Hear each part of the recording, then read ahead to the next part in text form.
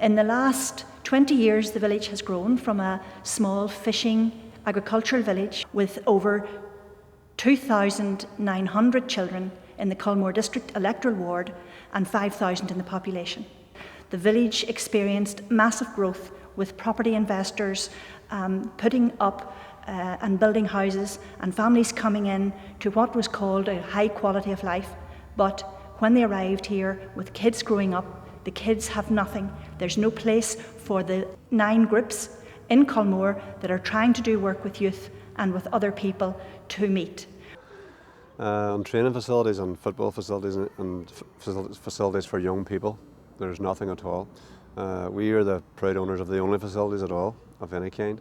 Currently we take our kids to Thornhill 2 nights a week, and on a Saturday we take them up to Magee College, which is about 4 miles away. So we have to transport 120 kids up there every Saturday and back again. So and we use an AstroTurf up there and the grass pitch up there as well. So we need really indoor facilities, outdoor facilities if we can get it. I mean, every community needs facilities, and Culmore, for such a huge area, there's absolutely no facilities like that whatsoever. Essentially, we need some form of public space, a hall of some form that all the groups can use, which is large enough for any group to use.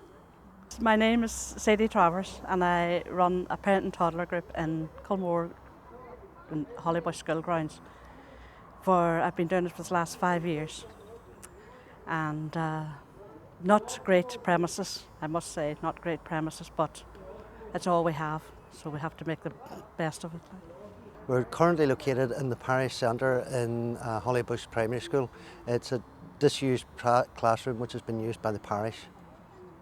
It's a facility that we're very grateful to have, because without it we would have nowhere. Our concern is that in the next 2 to 3 years our group will outgrow the parish centre, and we're concerned about where we'll be able to hold our meetings then. We have 12 teams now. We have about 160 youngsters between the ages of 7 and 17. So one pitch is totally inadequate. The pitch is totally worn through with playing matches on it all the time. We sometimes play 3 matches a day on it. So one pitch isn't enough for us at the moment. Specifically our group at the moment don't have anywhere that we can call our own. We don't have anywhere that we can store all our equipment in one place. The parish has helped. Without the goodwill of some of the leaders and their garages, we wouldn't be able to store the vital equipment that we have and use regularly. This would be 2 of the key elements for us in a new community facility in Culmore. But in a wider base, there are more young people than in scouting. They also need a facility that they can use. They also need to be able to organise their own groups, but there is nowhere at the moment for them. The facilities are totally inadequate, which is not a criticism of the people in Culmore, but of the system in general, which is letting Culmore down. We don't have any facilities at all. None locally. You normally see the children or the kids hanging around the shop or hanging around the corner at the Culmore Point. You know, all the litters are lying everywhere. You know, you're passing it on the street, bottles, cans, plastic bags. You know, say to me, we have no facilities. You know, we have no social life or no clubs or no entertainment to take us off the streets, you know. I'm the time supervisor, so when I'm at the shop, there's crowds, and I mean at least 50 people, young ones, it varies from ages 10 right up to 20 maybe, standing, and I mean they're not standing to, I mean they be drunk, running about the shop, lifting stuff and going out, and I know they're only taking the hand by drinking them or whatever, but if there was somewhere else for them to go, then this would be stopped, you know, this would all be stopped. And as well, customers be afraid to get out of their cars because of the crowds. They'd hang about the door and hang about the shed. It's really dangerous. Well, if you look around, I was actually born in this area, so I know the area very well. It has changed dramatically over the last 15-20 years, especially when the size of the community has probably quadrupled or 5 or 6 times bigger than it was before. There's something like 3,000 families here now. So that creates all sorts of different social needs.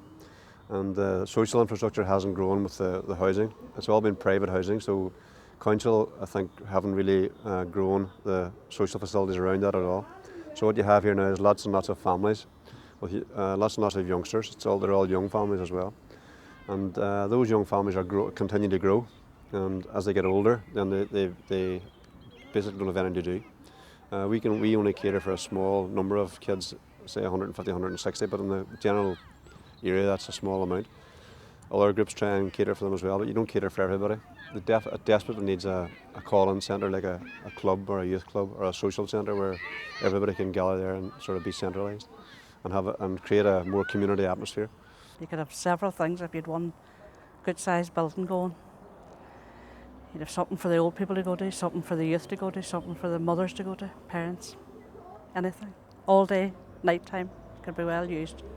We have the highest youth population in the Western Health and Social Services Board area. We had the highest birth rate, 149 in 2004, in the Western Health and Social Services Board area.